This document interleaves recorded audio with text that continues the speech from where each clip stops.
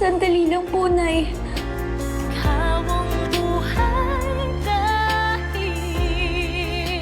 Emma, tara na, tama na. Tara na. Ilang araw nang umiiyak si Mookie.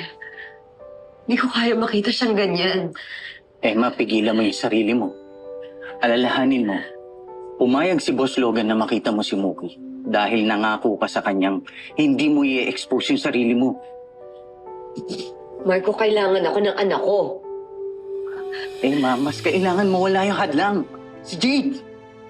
Kung kinakailangan kong kidnapin yung sarili kong anak, gagawin ko. Emma, kunting tiis pa.